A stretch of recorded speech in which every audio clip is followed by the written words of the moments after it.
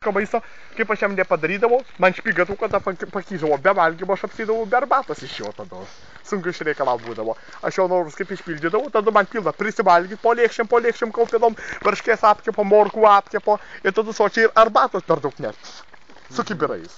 Iš virtuvės. Tai pačiaupdavot jūs jam? Nu, tai atlikas kaip pačiaupdavau, aš jam ir padročindavau, tai tada, pažiūrėjau, ir jis man sočiai prisivalgyti ir arbatos sočiai prisigerti.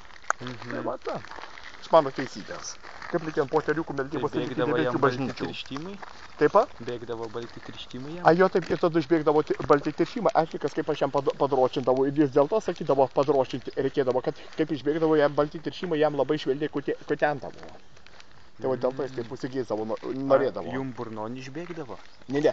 Jis man pirmą duodavo dėl to ir pačilpti. Kad sakė, kaip aš jam pirmą paimu pačilpiu, o tada jam padrošinu, iškart greičiau jam tada ir išbėga dėl to. Tada balti tiršimai jam labai greičiau tada švelniai įdomiai, ramiai linksmai kuteno, net tada ir jam linksma pasidarydavo. Tai tada linksmas būdavo?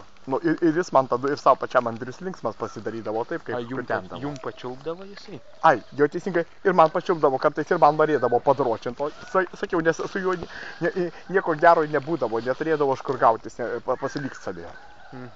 Čia, oi, koks zirgontas, žygontas. A jūs nebandėt jam šiknonin kišti? Oi, ne. Tiesiog jis kai nenorėjo, tai jis manęs nepasiprašė, tai tada aš jam tuo pačiu momentu, dėl to aš nenkižavau, bet jis man tik tai vašykis. Kiždavo? Smarkiai kiždavo? Atlikas smarkiai ir su manim norėdavo pasidulkinti taip pat, sakytum. Greitai kaišėdavo ar lėtai? Nu, kaip čia pasakyti, normaliai taip kaip reikalas. Baisu tas Andrius, koks tai. Dabar kaip jį pabėjęs taramininkus išvežė, tai man rami galvytė. Į savo pensionato. Aišku.